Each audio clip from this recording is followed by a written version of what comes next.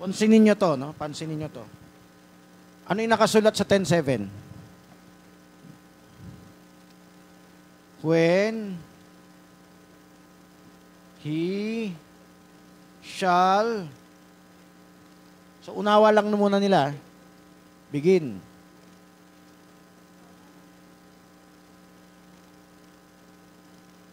To sound, no? Mystery should be finished. O, tingnan nyo. Ay, ilan ba yung nanonood kanina? Isa? Ang habol ko lang, hiwalay na record eh. Ilan yun? Okay, tingnan nyo, future tense, oh.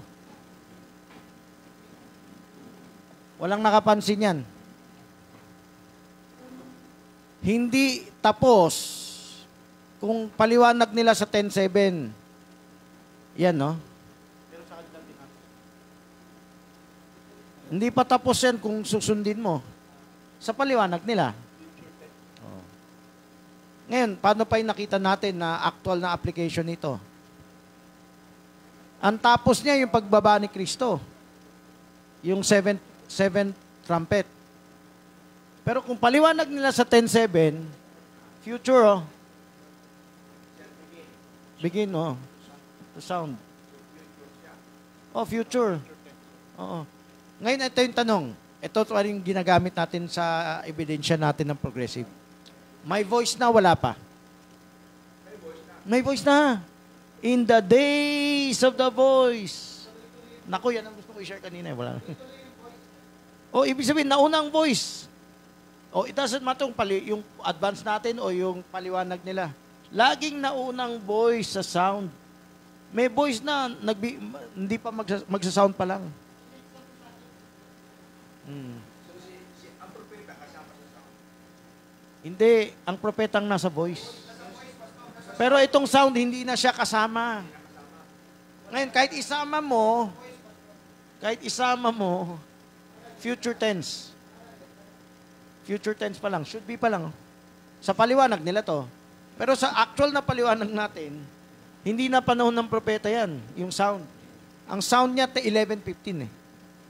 Oh. Kahit pa sabihin niya, iba yan. Pero biblically, yan. Maliwanag ang 10:7, singit yan bago mag 11:15. Yan ang maliwanag sa Bible. Paano mo i-connect yan sa backside? Backside? Sa written within, saka written within and on. Backside, sing with reference. Uy, pakipulot. Yung backside na mystery, may mauuna. Yung voice, may mauuna. Pero yung glorified body, kasama dyan eh. Yung ikaw ay mag-body change, kasama yan. Nasa lupa ka pa, tatanggap ka ng pinakamataas na revelation. Then, tanong mo yung backside, di ba? The backside. So, ang paksa niyan progressive revelation. Sa panahon na to, may progressive revelation. May manifestation pa ng hatol. So, applicable sa voice yan. Oo. Kasi 10 vision yan eh. Alam mo, nag-start pa sa church ages, nagsimula na yan. Ang 10 vision, hindi lang sa panahon ni Barbanam, ang 10 vision noon pa nakikipag-usap na si Kristo sa bawat believer.